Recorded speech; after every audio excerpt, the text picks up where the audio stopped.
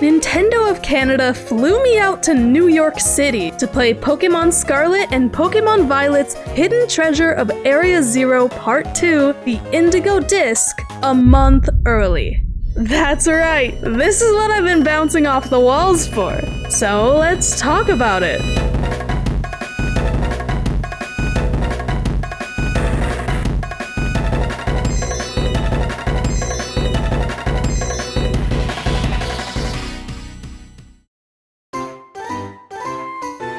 Right off the bat, I started exploring this new world, created by and for the Blueberry Academy.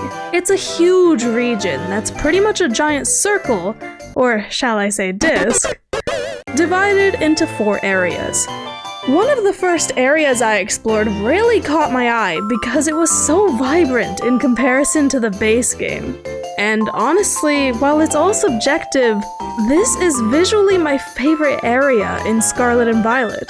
The Blueberry Academy's artificial region, well, it's artificial. They've created seemingly natural biomes while keeping with this man-made theme, with the glass dome ceiling above you and the evenly divided biomes split up by borders and bridges made up of glowy-looking cubes. Apparently, according to the people watching me scramble around the region, no one else who played this DLC early said anything about the cubes while playing, except for me. I just love them and I don't know why, but they do add to this strange place. Even some of the Pokemon add to the artificiality, with some Pokemon in biomes I wouldn't expect to see them live in, and other species that I didn't expect to see in these games at all. Honestly makes me wonder how the Blueberry Academy got some of these Pokemon. Speaking of Pokemon, there are lots of returning Pokemon in this region. A few rather popular ones that have been confirmed are Metagross, Flygon, Lapras, and all the first partner Pokemon, or what are often called starter Pokemon, just to name a few. A couple of my favorite Pokemon that have never been on the Switch are finally making their debut as well. Seeing Pikipek and Blitzel in the wild made me so happy! In fact, I ran into a Pikipek and wanted to catch it, but since I only had so much time to play this early access demo, I let it be free. I also saw a toucanon in a bush, and because of the lighting, I thought it was a shiny at first glance. It was not a shiny. Of course, I can't tell you every Pokemon I saw, but I will say there were some pleasant surprises, and I already have a few ideas for some Pokemon I'd like to shiny hunt for. I might even do a video where I shiny hunt for every Pokemon I encountered during my brief playthrough, so stay tuned for that. And now's a good time to say, hey, don't forget to subscribe for more Pokemon content and plenty of special shiny encounters. During my early access, I first got to explore the region to my heart's content, and then I got to take on an elite trial.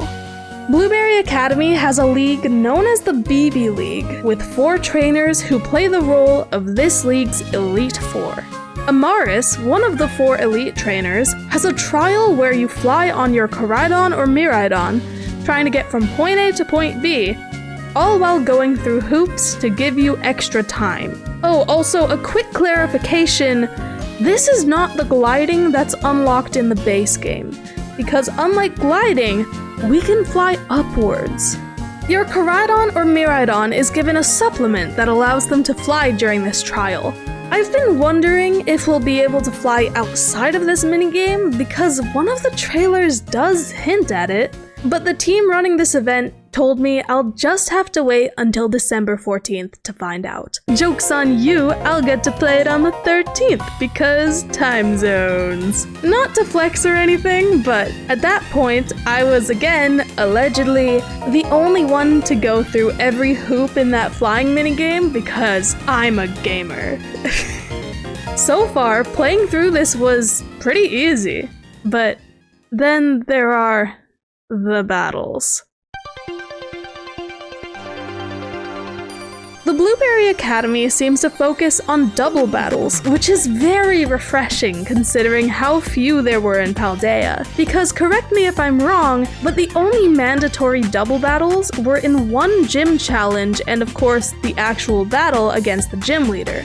And I haven't seen any optional double battles in the base game. Now your average Joe NPC is throwing out 2 Pokemon at once. Not only that, but these trainers pack a punch. They know their stuff, and they take abilities and held items into account, and they use the move Hex properly. These NPCs are definitely not gonna go easy on you. It makes so much sense why you need to complete the main story of the base game and the Teal Mask DLC just to set foot in Blueberry Academy, because these trainers are no joke. And don't even get me started with Amaras. I'm a collector, a shiny hunter. I'm all about catching 'em all. And I don't usually play these games for the battles. So when it comes to battling, my strategy is usually whatever attack typically does the most damage. And my party had some really strong Pokemon, all with diverse movesets and held items. So you would think it'd be a breeze. It was not. Not for me, at least. I'm gonna blame jet lag because my brain was not ready for a battle like this. I would have lost this battle if it weren't for me having a bunch of max revives on hand. I can't tell you what Pokemon made up Amaris' party. All I'm gonna say is that it's a great party and it threw me for a loop.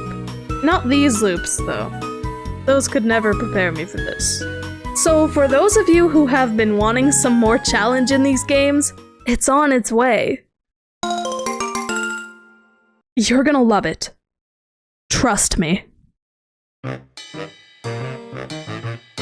I highly doubt anyone went into this early access playthrough thinking I'm gonna customize my character, because come on, that's a waste of precious time that could be spent learning more important parts about the game. Anyways, I changed my character's outfit and face, which resulted in a pretty ambiguous character, mainly because I couldn't change my hair from the default character Florian. Anyways, here's a recreation of what that looked like, aside from the clothes. Speaking of clothes, Blueberry Academy does have a uniform for each season, just like Uva and Naranja Academy. Aside from that, though, I didn't explore customization any further, so I can't confirm if there are any new hairstyles or accessories unlocked in stores like you get if you play through the Teal Mask DLC. I'm sure that there will be, but I make no promises. It's just wishful thinking. Story? Yeah, no. No story spoilers here. And real talk, I don't have enough story info to be able to spoil anything anyways. I'll just say I'm looking forward to seeing how this plays out. You and I both will have to wait until December 14th when Pokemon Scarlet and Pokemon Violet's Hidden Treasure of Area 0, the Indigo Disk, comes out. It's less than a month away. I want to thank everyone who made this event happen, from Nintendo of America, Nintendo of Canada, and the Pokemon Company International. Thank you especially to Nintendo of Canada for covering my travel for this event. This was my first trip to New York City and my first solo trip. A lot of firsts and a lot of things to be nervous about. But we made it happen, and I couldn't be more grateful for the invitation. Also, I'm gonna pat myself on the back because I didn't think I would be able to handle this. I have really bad anxiety. But we did it! I survived! It was an amazing trip! The Indigo Disk Part 2 of Pokemon Scarlet and Pokemon Violet's DLC, The Hidden Treasure of Area 0, will be available December 14th. Make sure you've completed the main story in the base game and the Teal Mask, so you can explore Blueberry Academy as soon as the update is available. Thank you for watching, don't forget to subscribe for more Pokemon, and stay hydrated!